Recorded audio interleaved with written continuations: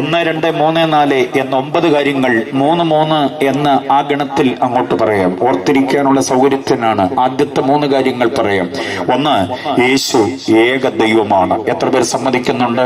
യേശു ദൈവങ്ങളുടെ കൂട്ടത്തിൽ ഒരു ദൈവമാണെന്നല്ല, യേശു ഏക ദൈവമാണ്. മനുഷ്യൻ ആശ്രയിക്കുവാൻ, അവലംബമാക്കുവാൻ, മനുഷ്യൻ അറിയുവാൻ, ആരാധിപ്പാൻ, ആശ്രയിപ്പാൻ, അനുകരിപ്പാൻ കഴിയുന്ന ഏക ദൈവം അത് യേശു തന്നെയാണ്. ബെത്ലഹേമിൽ തുടങ്ങി അങ്ങ് ഗോൽഗോഥായിൽ അവസാനിച്ചൊരു ചരിത്രമല്ല.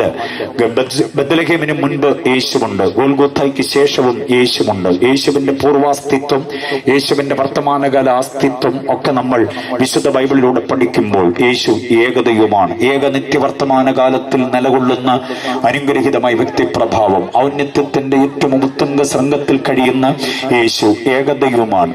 2, യേശു ഏക കർത്താവാണ് എന്ന കാര്യം അറിയണം. ഏകദൈവമായവൻ ഏക കർത്താവാണ്. 3, യേശു ഏക രക്ഷകനാണ്. യേശുവല്ലാതെ വേറെ രക്ഷകനില്ല.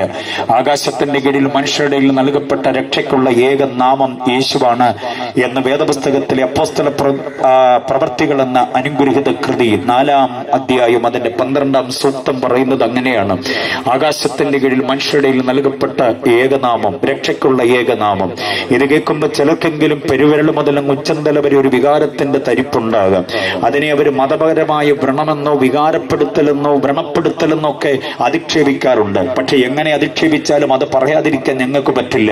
ആകാശത്തിന്റെ കീഴിൽ മനുഷ്യരുടെ രക്ഷയ്ക്ക് വേണ്ടി നൽകപ്പെട്ട ഒറ്റ നാമമേ ഉള്ളൂ, അത് യേശുവാണ്. അതുകൊണ്ടാണ് യേശുവിനെ ഞങ്ങൾ ഏക കർത്താവ്, ഏക രക്ഷകൻ എന്നൊക്കെ പറയുന്നത്. അപ്പൊ ആ 3 കാര്യം മറക്കരുത്. ഏക ദൈവമാണ്, ഏക കർത്താവാണ്, ഏക രക്ഷകനാണ്. മറ്റൊരു കർത്താവിനെ തിരക്കി, മറ്റൊരു രക്ഷകനെ തിരക്കി പോകേണ്ടതില്ല. യേശു മാത്രമാണ് എന്ന് നാം അറിയണം. അടുത്ത 3 കാര്യങ്ങൾ പറയുകയാണ്. യേശു എന്ന് പറയുന്നത് ഏക അവതാരമാണ്, ഏക അവതാരം. നല്ലത് ചെയ്യുവാൻ ഇറങ്ങി വരിക, അതാണ് അവതാരം എന്ന പദത്തിന്റെ അർത്ഥം. സംസ്കൃത പദമാണ് അവതാരം. മലയാളത്തിൽ അവതാരം എന്ന് പറയുമ്പോൾ സംസ്കൃതത്തിന്റെ ചുവ തന്നെയാണ്. ഇംഗ്ലീഷിൽ അവതാര എന്ന് പറയുമ്പോഴും ഇത് തന്നെയാണ്.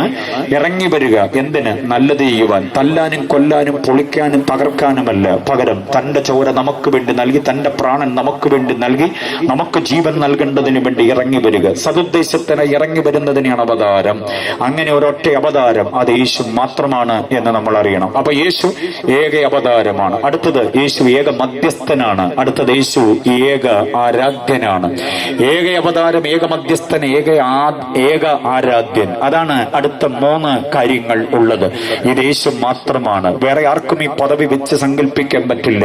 വേറെ പലരും ഈ പദവി വെച്ച് കെട്ടി നടക്കാറുണ്ട്. പക്ഷേ അതൊക്കെ അഴിഞ്ഞു പോകുന്ന കോമരങ്ങൾ മാത്രമാണ്. യേശുവിന് മാത്രം ഭൂഷണമായ 3 കാര്യം അല്ല, 6 കാര്യമാണ് ഞാൻ പറഞ്ഞത്. ഏക ദൈവമാണ്, ഏക കർത്താവാണ്, ഏക രക്ഷകന്, ഏക അവതാരമ, ഏക ആരാധ്യന്, ഏക മധ്യസ്ഥനാണ്.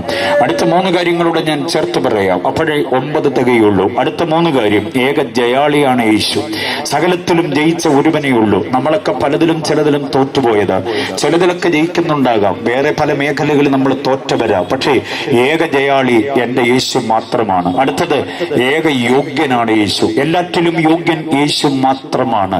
ഒരു കാര്യത്തിലും യേശു യോഗ്യനല്ല എന്ന് പറയാൻ പറ്റില്ല. എല്ലാറ്റിലും യോഗ്യനായ ഒരുവനെയും നമുക്ക് ഉലകത്തിൽ കാണാൻ കഴിയില്ല. പുരുഷലോകത്തെ മുഴുവനും കൂടെ തെരഞ്ഞുപിടിച്ച് സ്കാൻ ചെയ്താലും എല്ലാറ്റിലും യോഗ്യനായ ഒരുത്തനെയും നമുക്ക് കാണാൻ കഴിയില്ല. സ്ത്രീപക്ഷത്തിലുള്ള മുഴുവൻ ആളുകളെയും പിടിച്ച് ശോധന ചെയ്താൽ ഏറ്റവും യോഗ്യതയുള്ള ഒരാൾ, എല്ലാറ്റിലും യോഗ്യമായ ഒരാൾ എന്നാരെയും നമുക്ക് കാണാൻ കഴിയില്ല.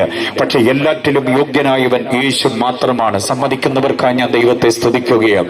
ഏക യോഗ്യന്, ഏക ജയാളിയാണ്, ഏക യോഗ്യനാണ്. അടുത്ത വർണ്ണം കൂടെ പറയുമ്പോൾ 9 തികയുകയാണ്. അടുത്ത 9ാമത്തെ നിങ്ങൾ മറന്നു പോകരുത്, അത് ഏക ന്യായാധിപനാണ് എന്റെ യേശു. Praise the Lord. ഇന്ന് നിലവിലുള്ളതും മുൻപുണ്ടായിരുന്നതും ഇനി വരാൻ പോകുന്നതുമായി സകലത്തെയും ന്യായം വിധിക്കാൻ കഴിയുന്ന, ഉരുക്കുമുഷ്ടി കൊണ്ട് സാമ്രാജ്യം പടുത്തുയർത്തിയവരും വിപ്ലവാത്മകമായ ആശയങ്ങൾ കൊണ്ട് ജനമനസ്സുകളിൽ ഭയങ്കരമായ ചൈതന്യമുണ്ടാക്കിയവരും ഒത്തിരി ഭരണപരിഷ്കാരങ്ങൾ കൊണ്ട് ജനജീവിതത്തെ ഉന്നത തലങ്ങളിലേക്ക് ഉയർത്തിയവരുമായ ബുദ്ധിരാക്ഷസന്മാർ, മതപരിഷ്കർത്താക്കൾ, ദാർശനിക പ്രബോധകന്മാർ ഒട്ടനവധി പേരുണ്ട്. പക്ഷെ എല്ലാവരെയും നിരത്തി നിർത്തി ന്യായം വിധിക്കുവാൻ കരുത്തുള്ള ഒരുവനേ ഉള്ളൂ, അതെന്റെ യേശുവാണ്. Praise the Lord. ഈ 9 യോഗ്യതകൾ ഉള്ള, 9 പ്രാധാന്യതകളുള്ള നസ്രയനായിരിക്കുന്ന ക്രിസ്തു യേശുവിനോട് ചേരുക എന്നുള്ളത് മാനസാന്തരത്തിലൂടെയും, അക്ഷരികമായി ആത്മീയമായി വിശ്വാസത്താൽ യേശുവിനോട് ചേരുന്നത് മാനസാന്തരത്തിലൂടെയും, അത് പ്രത്യക്ഷമായ ലക്ഷണമായി വ്യക്തമായി തെളിയിക്കുന്നത് സ്നാനത്തിലൂടെയുമാണ്. യേശുവിനെ വിശ്വസിച്ച് മാനസാന്തരപ്പെട്ട മുഴുവൻ ആളുകളും മാനസാന്തരത്തിന്റെ അടുത്ത നടപടി എന്ന നിലയിൽ ജലത്തിൽ സാക്ഷീകരിക്കണം.